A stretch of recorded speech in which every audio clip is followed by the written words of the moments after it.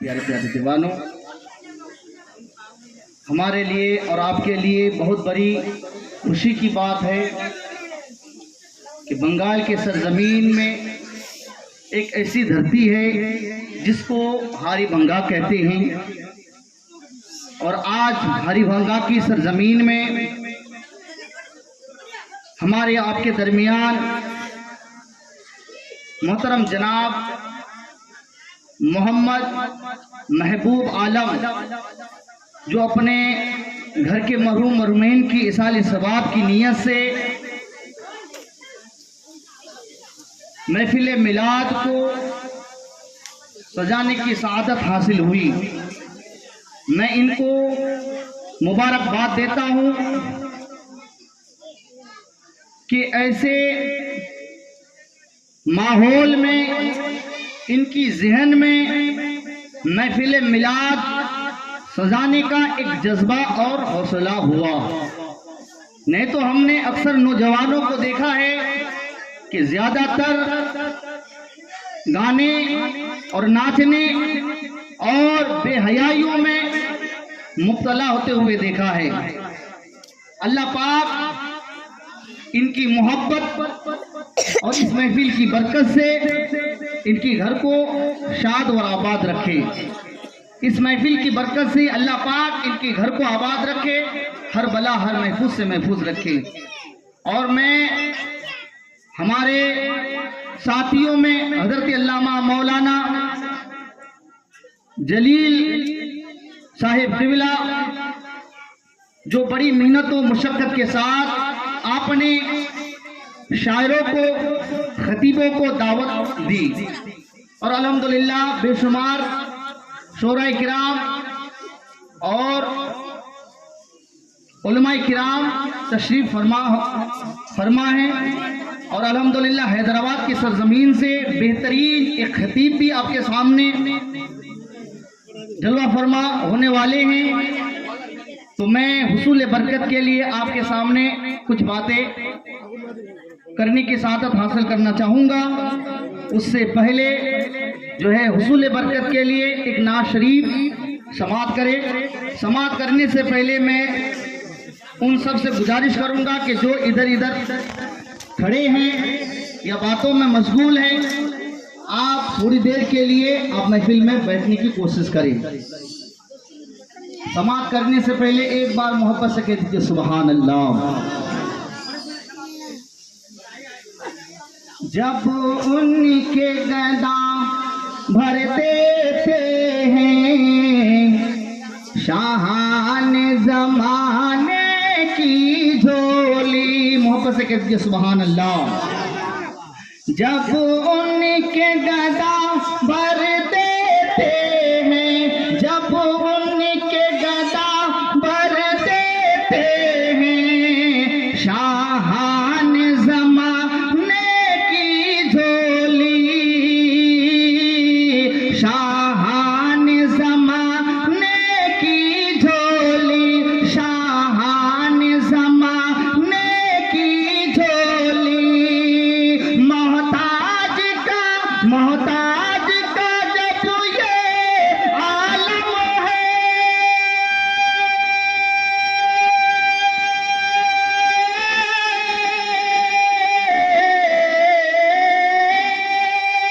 मोहताज का जब ये आलम है, मुख्तार का आलम क्या होगा।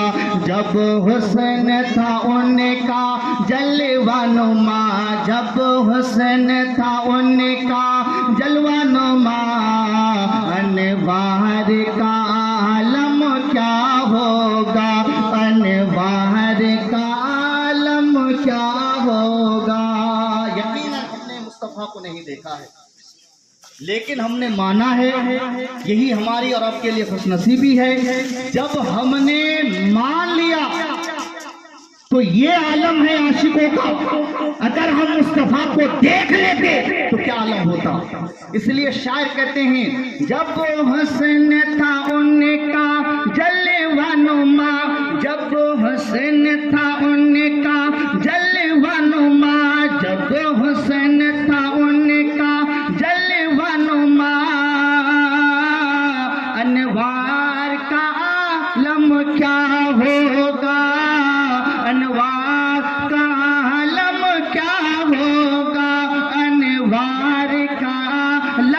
क्या होगा, हर कोई फिदा है।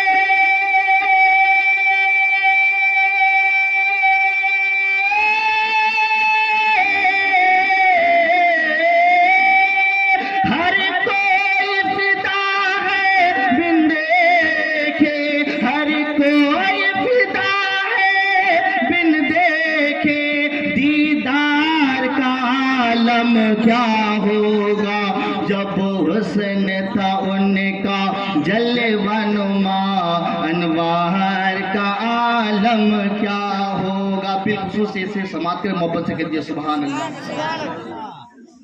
अनवार का आलम क्या होगा, जिस वक्त हलीमा की गोदी, जिस वक्त हलीमा की गोदी, अनवार खुदा से रोशन थी, अनवार खुदा से रोशन थी, अनवार खुदा से रोशन थी। जिस वक्त हलीमा दाए के,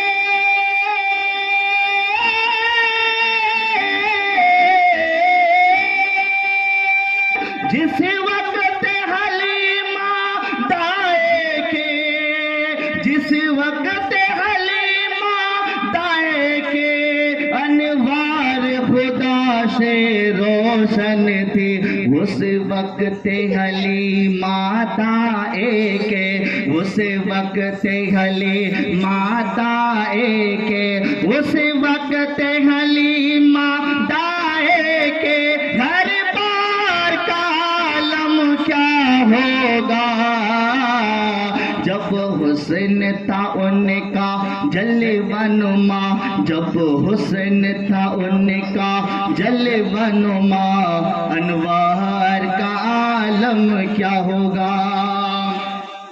चाहे तो इशारों से अपनी, मोहब्बत से कहती है सुभान अल्लाह।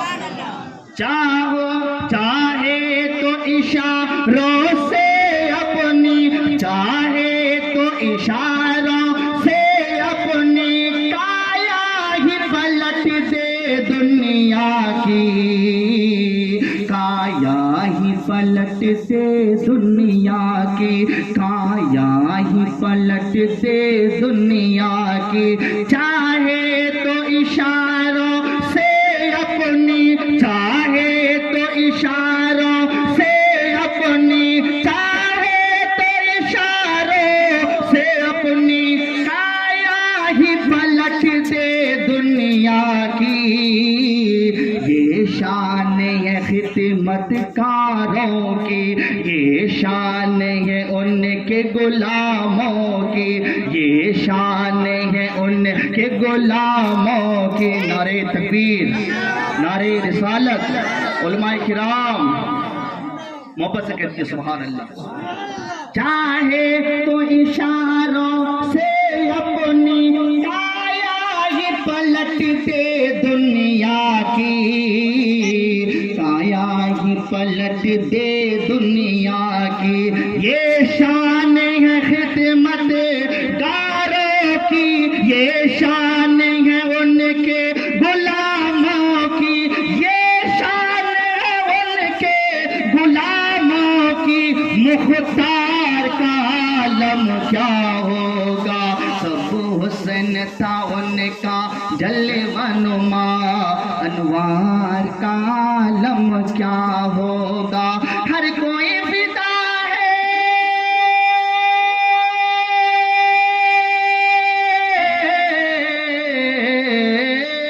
हर कोई फिदा है बिन देखे, हर कोई फिदा है बिन देखे, दीदार का आलम क्या होगा, दीदार का आलम क्या होगा। एक बार दुरूद पाक पढ़ो, अल्लाहुम्मा सल्ली अला सय्यदना मौलाना मुहम्मद बारिक वसल्लम सल्लल्लाहु अलैहि सलात व सलाम अलैका या रसूलल्लाह सल्लल्लाहु तआला अलैहि वसल्लम। मैं ज़्यादा वक्त ना लेते हुए अल्हम्दुलिल्लाह बहुत सारे उलमाए किराम तशरीफ़ फरमा है। अनकरीब तमाम उलमाए किराम स्टेज पे जलवा फरोश होने वाले हैं। अब आइए, हमारा गांव है, हमें सबसे पहले हमारी इस्लाह होने की ज़रूरत है। हम घर के हैं और सबसे पहले जो है हम आवाम को इस्लाह करने से पहले हमारी इस्लाह होनी ज़रूरी है। तो ये हमारी जिम्मेदारी भी है। ये अलग बात है कि हमने आलिम दीन बन गए और अल्लाह ने हमें दीन की खिदमत के लिए चुन लिया। आज हमने देखा है, हम ऐसे माहौल में रहते हैं जहां अल्हम्दुलिल्लाह बड़ी खूबसूरत माहौल है, लेकिन जब हम अपने घर की बात करते हैं, जब हम अपने घर को देखते हैं, जब हम अपने गांव को देखते हैं, अपनी बस्ती को देखते हैं और हम अपने गांव के बाप दादाओं को, चाचाओं को, रिश्तेदारों को, पहले घर वालों को देखते हैं, बड़ा अफसोस होता है। हम ऐसे ऐसे बच्चों को दीन की तालीम देते हैं जिसे सही से बोलना नहीं आता, लेकिन हमारा हाल ये है कि हम दुनिया वालों को तालीम देकर किसी को नमाजी बनाते हैं, किसी को इबादत गुजार करने का जज्बा उसके अंदर पैदा करते हैं। हम जितनी भी कोशिश करते हैं, अल्हम्दुलिल्लाह हमारी कोशिश कामयाब रही, लेकिन जब हम अपने गांव को देखते हैं तो ऐसा लगता है कि ना किसी की सजदा सही से हो रही है, ना सही से कोई दरूद पढ़ पाता है, उसे ये भी नहीं पता कि गुस्ल के अंदर कितनी फर्ज़ें हैं, हमें ये भी नहीं पता कि गुस्ल करने का तरीका क्या है, हमें ये भी नहीं पता कि वजू की फराइज कितनी है। तो मेरे दोस्तों बुजुर्गों, हम 2000 किलोमीटर दूर पे जाके दीन की तबलीगी करते हैं, लेकिन हम अपने गांव के लोगों को वजू का तरीका नहीं बता पाते। हम अपने गांव में गुस्ल का तरीका नहीं बता पाते। वजह क्या है? वजह यह है कि हमारे गांव के लोग हमारी गुफ्तगू को सुनना नहीं चाहते। वजह यह है हमारे पीछे कोई नमाज पढ़ने के लिए तैयार नहीं है। वजह यह है कि हमारी जबान से जो कुरान और हदीस की बातें निकलती है, तो हमारी बातों को सुनने से पहले हमारे बाप दादाओं को देखते हैं और कहते हैं इसका बाप तो ऐसा है, इसका दादा तो ऐसा है, इसका घर वाला तो ऐसा है। यही अफसोस है कि हम किसी की बातों को समझने से पहले हम उसकी गरीबी को देखते हैं। यही वजह है हम किसी को हिकारत की नजर से देखते हैं। यही वजह है ना हमारा वजू दुरुस्त, ना हमारा गुस्ल दुरुस्त। पता है गुस्ल में कितनी फर्ज है? उलमा इकराम तशरीफ फरमा है, गुस्लत करा फरज है, 3टा फरज है। इदा ई 3टा फरज छोड़े तुम्हारा कोटा समंदर पानी खान से कत भूलो। अगर इरा 3टा गुस्ले फरज छोड़े तुम्हारा गोटा समंदर डाय करे गोटा पानी खान से कत भूलबा नहीं, फिर भी तुम्हारा गुस्ल नहीं हो गई, गुस्ल नहीं हो गई। लेकिन तुम्हारा अंदर जानी तकब्बुर छे, कालोर बेटार बयान की बात सुनना, कालो तो अमिन करछे, वर मा तो हीरा गाली दीछे, उला दिमागटा से निकलाय दो, तब हमारी इस्लाह होबे। मोर बाप जे करछे करछे, मोर मा जे करछे करछे, वर औलाद की करछे उड़ा देखो, मी की करछे उड़ा देखो। मी तो नाचतो नहीं गाए बाबू, गाना तो नहीं गाओ, मो तो एक तालीम छू, मी एक मिसाल दी छू, समझो और कोशिश करो। तुम्हार गांव बहुत तालीम छे, जब भी कोई आलिम उस पे कुछ सीखवार कोशिश करो, सीखवार कोशिश करो। इरा ना देखो इरा गरीबेर छुआ, इरा अमीरेर छुआ, मी तो बचपन देखियो के बरोबर अमीर ला तो ताड़ी घर तो छी अल्लाह शुक्र है कि हम प्रदेश जाती अच्छा कमा थी अल्लाह करम से फजल करम से बहुत खुशहाली है अल्लाह ताला और खुशहाली अता फरमा। लेकिन याद रखिए अमल के लिए इल्म होना जरूरी है। जब तक इल्म नहीं अमल नहीं हो सकता। नमाजी बनने के लिए नमाज का इल्म होना जरूरी है। वजू करने के लिए वजू का तरीका जानना जरूरी है। गुस्ल करने के लिए गुस्ल का इल्म होना जरूरी है। जब तक तुम्हारा खून इल्म नहीं होवे अमल नहीं करवा सकते। तुम्हारा जिंदगी भर नमाज पढ़ो जब तुम्हें पता ही नहीं कि सजदा की पढ़वा होवे, जब तुम्हें पता ही नहीं कि सजदा को तरीका के मंदी, जब तुम्हें पता ही नहीं कि कयामत हालत की पढ़वा होवे, जब तुम्हें पता ही नहीं कि अल्हम्दुलिल्लाह शरीक कमन को पढ़वा होवे तो तुम्हारा जिंदगी भर कोड़े की बोल और सोचन कि अल्लाह अल्लाह करो अल्लाह कबूल करने वाला है।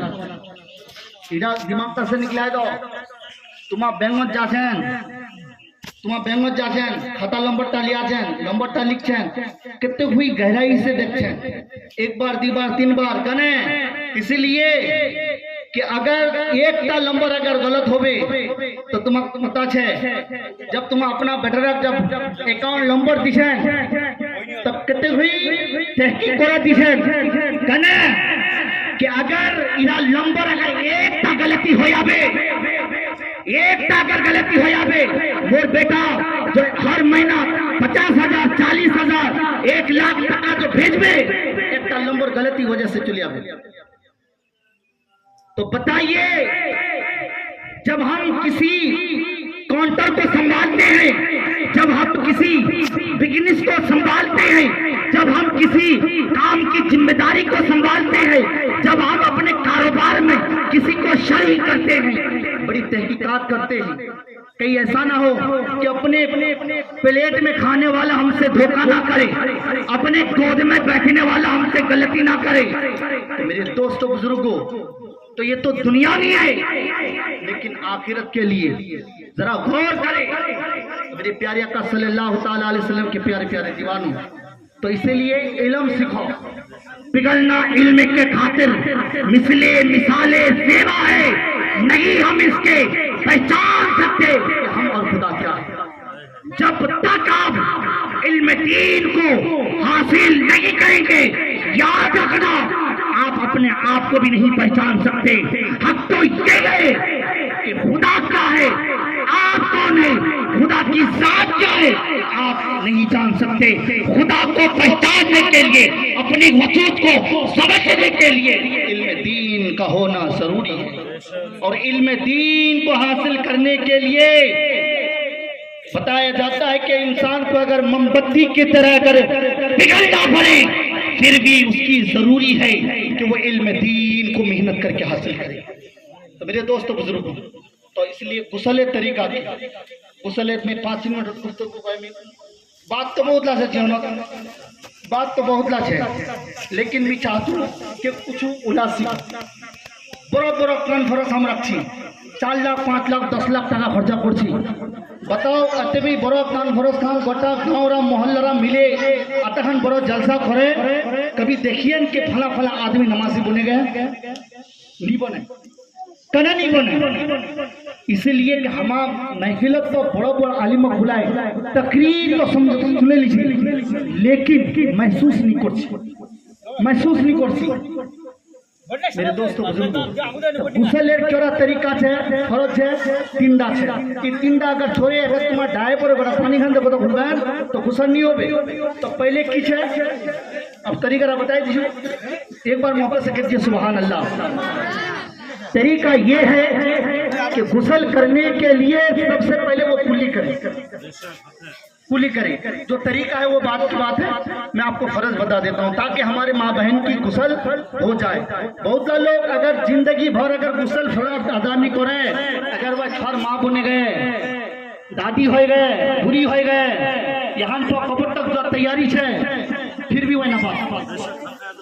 वही नपा सुने लो गुसले फरोजा सबसे पहले কি হবে কুলি কুলো হবে কুলি मतलब गलगला कौन दातला साफ कौन अच्छा करे दातला घोषले इरा होल पहला फरज दूसरा फरज की है नाकटा पानी डाल नोके नरम हड्डीकान तक पानी इरा दूसरा फरज तीसरा फरज की माथारा से लेके पैर तक गोटा बदनटा भिंगो হবে शरीयत हुकुम से अगर अंगूठी पिनियन ना चूड़ी छे तो वहां हिलाए दो कि अगर एखान चुलेर बराबर अगर बदनटा अगर सुगर होबे तो गुसल नहीं होबे इरा होल गुसल फरज बहुत लोग कोई आदमी छे उसी तरह आप देखिए वजू में भी फर्ज है वजू में भी फर्ज है वजू में क्या है वजू में सबसे पहले क्या करना कुल्ली करना नाक में पानी चढ़ाना और दोनों हाथों को धोना सर का मसा करना और दोनों पैरों को धोना ये गुस्ल की फर्ज है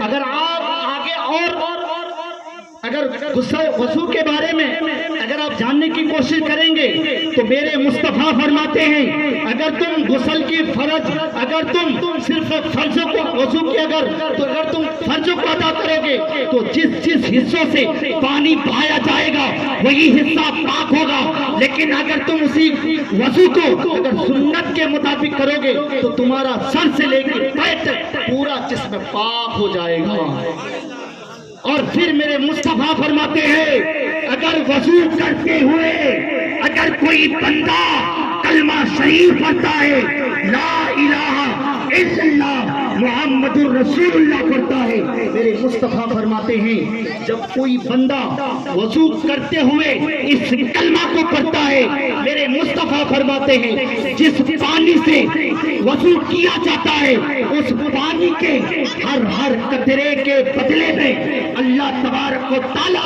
फरिश्तों को पैदा फरमाता है कहते हैं सुभान अल्लाह की करছে फरिश्ता पैदा करছে अब तुम्हारा गौर करो कतहन पानी से मैं वजू करছি कतरी लाख पानी कतरा होते हर एक कतरा बदले बरकत से हर एक बूंद बरकत से अल्लाह ताला फरिश्ता पैदा करছে और पूरा फरिश्ता को जब अल्लाह पैदा कर देता है जब वो फरिश्ता अल्लाह तबारक व तआला पैदा फरमाता है फिर वो फरिश्ता करता क्या है मेरे मुस्तफा फरमाते हैं वो फरिश्ता वो तमाम फरिश्ते इसी कलमों को पढ़ता कहते सुभान अल्लाह जेरा लोग वजू करते पढ़ते दुनियार बात नहीं पढ़ते खाली कलमा शरीफ पढ़ते ला इलाहा इल्लल्लाह ला इलाहा इल्लल्लाह मोहम्मद सल्लल्लाहु अलैहि वसल्लम पढ़ते तो मोर हमार नबी की वजह कि हर कतरा बरकत से अल्लाह ताला फरिश्ता पैदा करছে और बोला तमाम कतरा भी फरिश्ता से बड़ा फरिश्ता मिले इनका कलमा पढ़ছে और वो फरिश्ता जो कलमा पढ़ता है और सवाब किसे मिलता है मेरे मुस्तफा फरमाते हैं कि जब वो फरिश्ता इसी कलमा को पढ़ता है फरिश्ता और सवाब वसूल करने वालों को मिलता है कहते सुभान अल्लाह जब इंसान मर जाता है उनके आमाल मुनक़ता हो जाते हैं लेकिन मेरे मुस्तफा फरमाते हैं जो बंदा वसूल करते हुए कलमा को पढ़ता है अल्लाह फरिश्तों को पैदा करता है और कलमा पढ़ता है सवाब वजू करने वालों को मिलता है हमारी और आपकी जो जिंदगी है कितनी जिंदगी है 60 70 80 100 बरस की जिंदगी है फिर हम मर जाएंगे लेकिन वो फरिश्ता कब तक पढ़ता रहेगा क्या हम जब तक जिंदा रहेंगे नहीं मेरे मुस्तफा फरमाते हैं वो तमाम के तमाम फरिश्ते सुबह कयामत तक इसी कलमा को पढ़ता रहेगा और सवाब वजू करने वाला को मिलता रहेगा यारा अमल करो इंशाअल्लाह फिर मौका मिल तो और बातें करेंगे तो आइए अब नाते पाक मनाने के लिए हम हजरत की इस्तकबाल नारे तकबीर नारे रिसालत से करते हैं नारे तकबीर नारे रिसालत जश्ने मिलाद जश्ने महफिल इसाले सवाब मसलक आला हजरत नारे तकबीर नारे रिसालत